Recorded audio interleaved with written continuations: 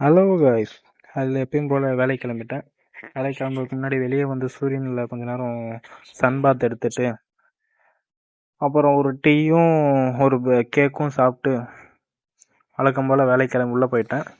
Morning போனால் evening 6 o'clock தான் வருவேன். வந்தோடனே சமைக்க ஆரம்பிச்சிடுவேன். இன்றைக்கி வெண்டைக்காய் குழம்பு பண்ணலான்னு நினச்சி காய்கறிலாம் வெட்டி வச்சிட்டேன். ஆல்ரெடி வந்தோடனே சமைக்க ஆரம்பிச்சிட்டேன். கடவுள பருப்பு கருவேப்பிலை எல்லாத்தையும் போட்டு வதக்கிட்டு, வெங்காயம் இருந்துச்சு வெங்காயத்தையும் போட்டு வதக்கிட்டு, அப்புறம் இஞ்சி பூண்டு ஆல்ரெடி தட்டி வச்சுருந்தேன், அதையும் போட்டு வதக்கிட்டு, சரி லாஸ்ட்டாக ஃபைனலாக தக்காளியும் சேர்த்து அதையும் கொஞ்சம் நேரம் மிக்ஸ் பண்ணிட்டேன்.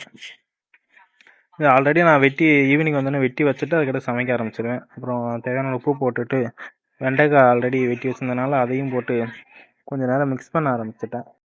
காய் கொஞ்சம் நேரம் நல்லா வதங்குற வரைக்கும் லைட்டாக மிக்ஸ் பண்ணிவிட்டு தேவையான மசால் பொடியெலாம் போட்டுக்கிட்டேன். மஞ்சள் பொடி, மிளகா பொடி, மல்லிப்பொடி, அப்புறம் குழம்பு மசால் பொடி போட்டுக்கிட்டேன். ஆல்ரெடி நான் ஊர்லேருந்து வரப்போ குழம்பு மசால் பொடி வாங்கிட்டு வந்தேன்.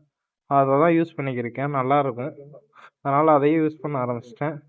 அப்புறம் தேவையான அளவு தண்ணி ஊற்றிக்கிட்டேன். தண்ணி ஊற்றிட்டு கொஞ்சம் நேரம் கிண்டி விட்டு தேவையான அளவு திரும்ப கொஞ்சம் டேஸ்ட் பார்த்துட்டு உப்பு போட்டுட்டேன். உப்பு போட்டுட்டு கொஞ்சம் நேரம் கொதிக்க விட்டேன். கொதித்து வந்த பிறகு ஆல்ரெடி நான் புளி தண்ணியை கரைச்சி வச்சுருந்தேன். அதையும் ஊற்றி மிக்ஸ் பண்ணிட்டேன். மூடி போட்டு கொஞ்ச நேரம் மூடி வச்சுட்டு நல்லா கொதிச்சு குழம்பு நல்லாவே வெந்துருந்துச்சு. சரி காயெல்லாம் வெந்துருந்துச்சு, நல்லா தான் இருந்துச்சு. டேஸ்ட்டு பார்த்தேன். சரி போதும் சாப்பிட எடுத்துகிட்டு போகலான்னு எடுத்துகிட்டு போயிட்டேன். அப்புறம் யாரா இந்த பையன்லாம் நினைக்காதீங்க. உங்கள் வீட்டில் ஒரு பையனை நினச்சி மறக்காமல் ஃபாலோ பண்ணிக்கோங்க. நாளைக்கு பார்க்கலாம். பாய்.